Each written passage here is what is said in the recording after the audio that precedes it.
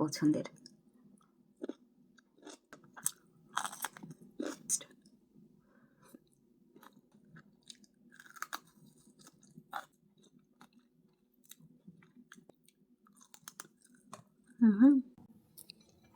আগে মরিচ রাখি, তারপর এটা ঘুরাই। ভাত দলা পাকানো তো বুঝছেন, মেলা থাকলেও বোঝা যায় না ভাত। পাতাকপি ভাজি করছিলাম, তা আমি অর্ধেক খাই ফেলেছি ভাজি করে, এইখান থেকেই নেব।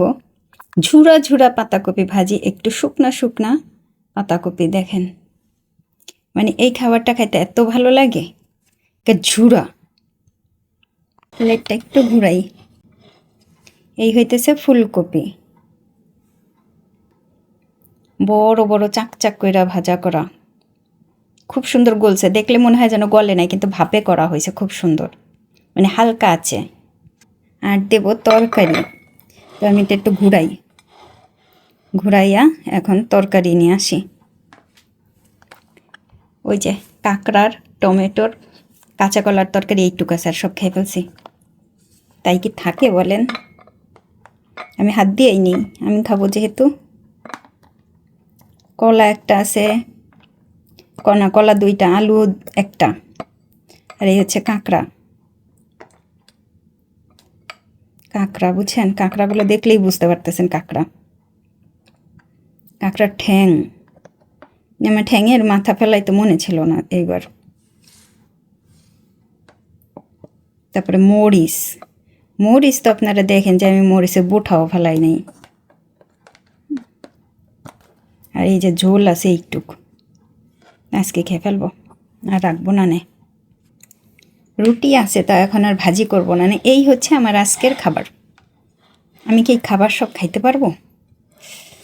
আমি তো বুঝবার পারতেছি না, ভাত বেশি হয়ে যাবে। আমি সবজিগুলো খাবো অবশ্যই।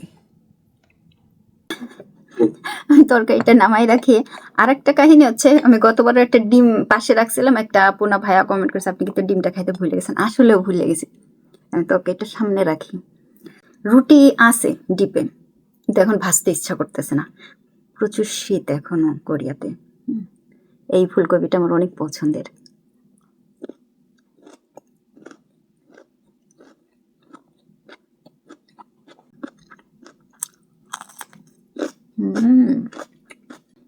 ঝাল দেখতেছে।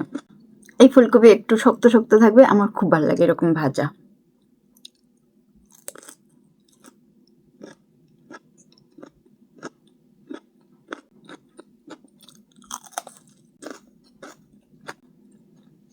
এই পাতাকপি এত ঝুরা ঝুরা ভাজা করা, অনেক টেস্ট।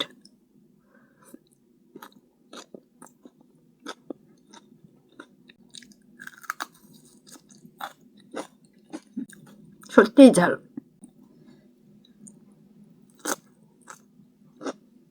মানুষ তাকে ভিডিও বেশি দেখে যারা ধরেন একটু অন্যরকম ভিডিও করে, কারণ ওইখানে কিউরিয়াসিটি একটু বেশি থাকে। যেমন ধরেন বউ আছে, স্বামী আবার বিয়ে করছে, ঠিক আছে, ওই ব্লগগুলো বেশি দেখে।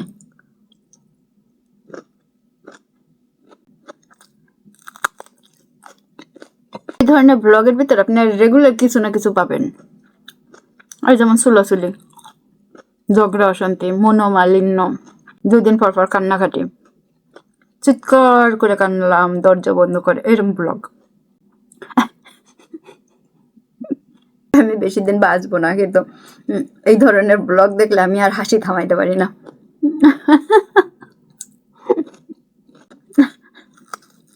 2 দিন পর পর একই ব্লগ, চিৎকার করে কান্নালাম দরজা বন্ধ করে, অলরেডি।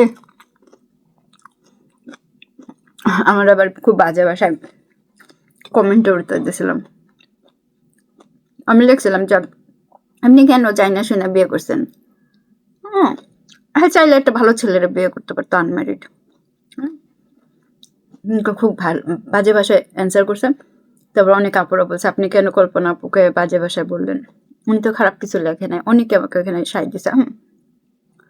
তো আবার আমাকে অনেক বাজে ভাষায় বলছে যে আমি বুড়া বেটা বিয়ে করছি, দেশ ছেড়ে দেশের বাইরে বোধাই, বাজে ভাষায়, খুব বাজে ভাষায় বলছে মহিলা।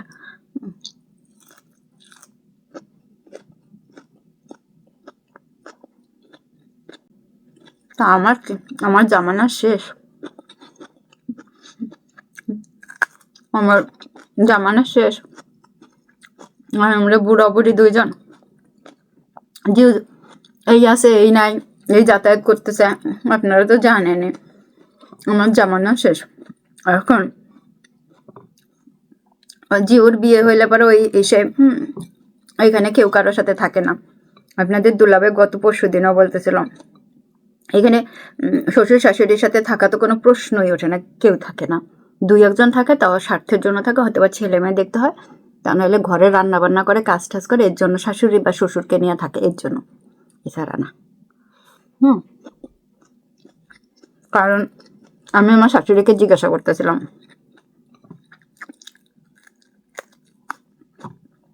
যে মা আমরা তো গ্রামে চলে যাব, থাকবেন আমাদের সাথে, যাবেন আপনি, বা ধরেন আপনার গ্রামের জীবন কেমন লাগে।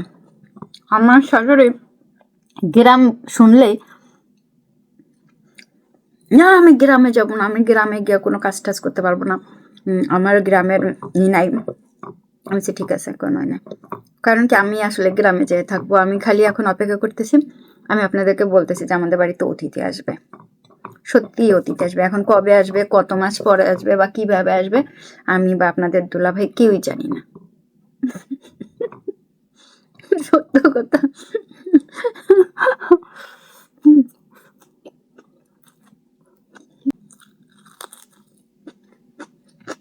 এই পাতাকপিটা হালকা তেলে ভাজা করা হয়েছে, সেজন্য এরকম আরো ঝরঝরেছে এবং একটু শুকাইও গেছে। আমি হালকা ভাত নিতেছি। তা আমি কি বলতেছিলাম না কোরিয়াতে বয়স কম, দুঃখজনক হইলেও সত্য, আমার নিজের কাকা শ্বশুর এই যে কোরিয়াতে থাকেন, উনি একা থাকেন। এবং আমি কোরিয়াতে আসার পরে আমাকে যে সবচাইতে বেশি ভালোবাসতো এই কাকা শ্বশুর আর কাকি শাশুড়ি, এই দুইজন, মানে আমার প্রত্যেকটা সমস্ত কিছুতে ওনরা দুইজন আমাকে এত ভালোবাসতো, মানে এত এত, আমার মনে হয় কি আমার শাশুড়ির এত ভালোবাসা দেখছেন, আমাকে এত পছন্দ করে। আমার শাশুড়ি ওইখানে কোনো কিছু না, আমাকে ওই কাকি শাশুড়ি আর এই কাকা শ্বশুর আমাকে এত পছন্দ করে। একা থাকে এখন কাকা শ্বশুর, এবং হালকা হালকা হয়েছে, স্মৃতি লোপ পাচ্ছে, যাওয়ার সাথে সাথে চেনছে, এত বছর, অনেক বছর পর গেছি, দেখেই চিনতে পারছে। কাকি শাশুড়ি মারা গেছে যখন, তখন দেখা হয়েছিল, তারপরে বিয়ের প্রোগ্রাম গুলোতেও দেখা হয়েছিল, তখনও দেখা হয়েছিল, হ্যাঁ হ্যাঁ আমি ভুলে গেছি, তখনও জিওকে দেখছে। তা মাঝে কয়েকটা বছর দেখা হয় নাই, মাঝে কয়েকটা বছর কাকি শাশুড়ি যখন চলে গেছে, মারা গেছেন, তখন গেছিলাম। জিও তখন কিন্ডারগার্টেনে পড়ে।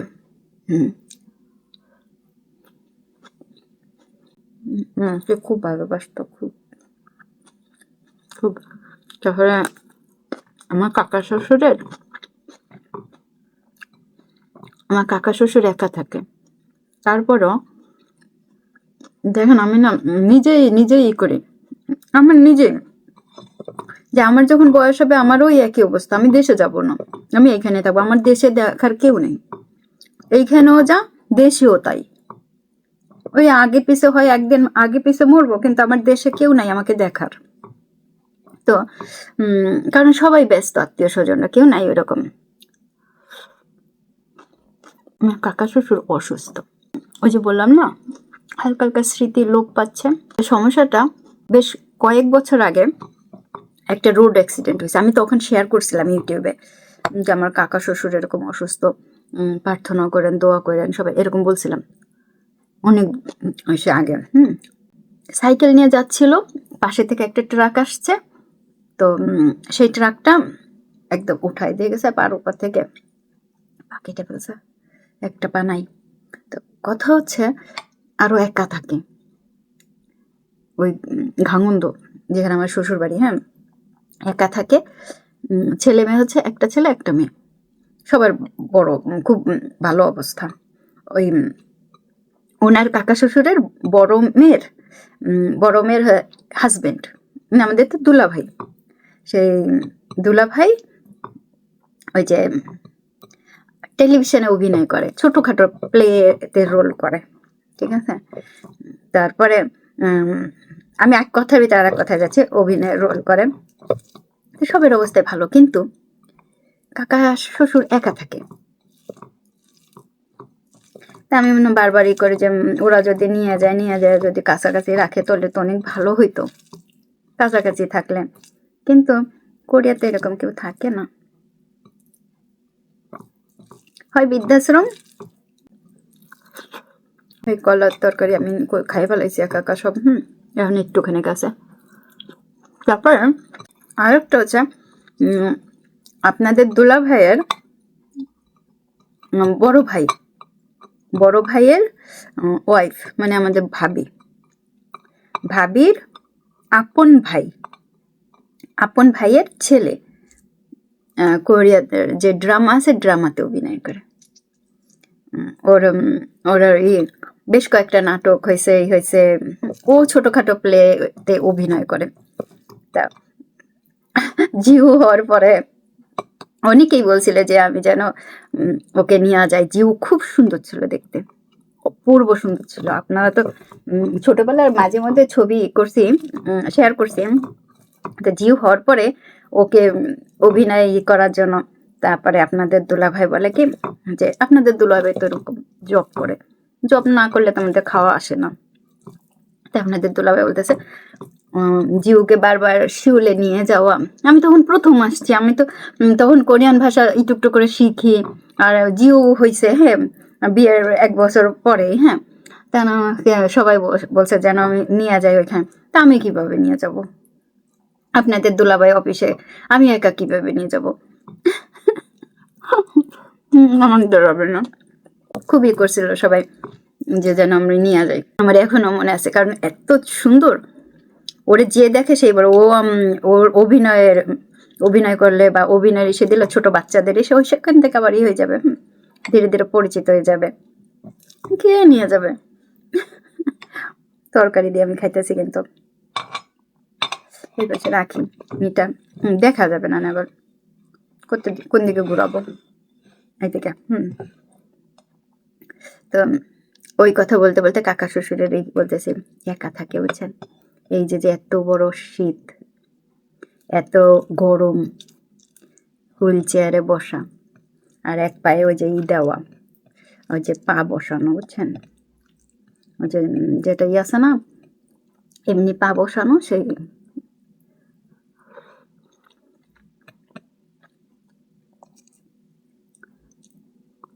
করলো। তো এবার যাওয়ার সাথে সাথে আমি ভিডিওটা আপলোড করে দিই, কারণ অসুস্থ ব্যক্তি তো ভিডিও করছি। কিন্তু তারপর কি হয়েছে, গেছি যখন ওই শীতে, আমরা তো শীতে গেছিলাম এই যে ফেব্রুয়ারিতে। তো শীতে পানির ট্যাপ বন্ধ হয়ে গেছে। ওই শীতের ভেতরে কোনো রকমে দাঁড়াইয়া লাঠিতে ভর দিয়া এক পায়ে যদিও দেওয়া, তাও কষ্ট করে হাঁটে। তারপরে যাইয়া সে ঠিক করতেছিল, পারতেছিল না, আরো বয়স্ক মানুষ। তো আমি খুবই লাগতেছিল। জাস্ট কাকা শ্বশুরে দেখার পরে আমাকে অনুভব করছি যে জাস্ট আমার অবস্থা ওই রকম শেষ বয়সে। করার কিছু নেই, করার কোনো কিছু নাই। আমি আমার রিয়েলিটি মাইনা নিছি, আমার দিন শেষ। আমার দিন শেষ, আমি আমার রিয়েলিটি মাইনা নিছি যে আমি তো অনেক আগে থেকেই জানি যে আমার শেষে এরকমই হবে। আর আমি যেহেতু একেবারে জিউ হওয়ার পরপরই বলে দিছি, হওয়ার আগেই, যে কোরিয়াতে তো বলে দেয় 4-5 মাসে বলে দেয় ছেলে না মেয়ে। তো আমি তো বলে দিছি যে ছেলে হোক মেয়ে হোক, বিয়ের আগে অ্যাপার্টমেন্ট আগে রেডি করে রাখবা, মানে তোমার থাকার জায়গা, তুমি সেখানে থাকবা ফ্রি। ফুললি স্বাধীনতা। আমাকে তোমার টাকা পয়সাও দিতে হবে না, কিচ্ছু দিতে হবে না। তোমার যদি মনে হয় যে তুমি দেখতে আসবা, আইসো। তোমার যদি দেখতে ইচ্ছা না করে, তোমার যদি সময় না হয়, আসার দরকার নেই। তারপরে কথা হচ্ছে, তোমার বউ যদি পছন্দ না করে, আসবা না। কারণ সংসার তোমাকে করতে হবে, তার সাথে মিলামেশা থাকো। আর কোরিয়ান মেয়েরা না খুবই শ্বশুর বাড়ির সাথে যোগাযোগ বেশি একটা রাখে না, নিজের বাবার বাড়ি সব সব সেজন্য কোরিয়ানরা ছেলে মেয়ে যদি নেয় তা 2টা 3টা বেশি নেয়। কারণ মেয়ে হইলে পরে মেয়েরা একটু আসা যাওয়া করে করে, আর ছেলেরা বিয়ে করে পর হয়ে যায় বেশি। আমাকে অনেকে কমেন্ট করে, বুঝবা তোমার শাশুড়ির সাথে এমন করো, বড় হয়ে তোমার ওই হবে। এইটাই লাইফ, আপনি জানেন না। আপনি হচ্ছেন পরনির্ভরশীল, আপনি আপনার ছেলে বা মেয়ের উপরে ভর করে থাকতে চান, আপনারা ওইরকমই করেন।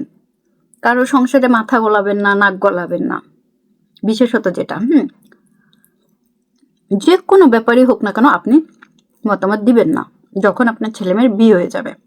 কখনো না, কখনো আপনার ছেলে মেয়ে যখনই বিয়ে হয়ে যাবে আপনি ওইখানে গিয়ে মাতুবাড়ি করবেন না, তুমি এটা করলে ভালো হবে, তুমি ওইটা করলে আপনার বুদ্ধি দেওয়ার দরকার নেই। ওরা বিয়ে করছে, ওদের বুদ্ধি, ওদের ওদের মন মানসিকতা আলাদা, ওরা ভালো থাকবে। আপনারা ওইখান থেকে দোয়া করবেন, ওইখান থেকে আশীর্বাদ করবেন। জাস্ট আমি খুব অপছন্দ করি মানুষের নাক গলানো, সংসারের ভিতর ঢোকা। কারণ অনেক সংসার নষ্ট হয়েছে, অনেক, কম বেশি অনেক সংসার নষ্ট হয়েছে ওই ফ্যামিলির পাশাতে। ছেলেমেয়েরা বড় হলে তারা তাদের মতো থাকবে। আর শেষ বয়সে দেখা, ওরে ভাই, কোরিয়াতে শেষ বয়সে কেউ কাউকে দেখতে পারে না, টেহা থাকে না, বুঝছেন, টেকা নাই। কোরিয়াতে প্রচুর খরচ। এই কাহিনী যদি শুনতে চান তাহলে আমার আরো সময় লাগবে। হ্যাঁ, কোরিয়াতে ধরেন শেষ বয়সে আপনার ছেলে মেয়েরা আপনারে দেখবে নাকি কাজ করবে? হাতের বাইরে যেয়ে কাজ করতে হবে, টাকা ইনকাম করতে হবে। আপনি অসুস্থ মানুষ ঘরে রাখলে আপনারা দেখবে কি? কেউ দেখবে না। অসুস্থ মানুষের ঠিকানা ওই একটাই, হয় হসপিটাল নয় বৃদ্ধাশ্রম। কোরিয়ান কাঁকড়া কি নরম, এমনি নরম, কি নরম।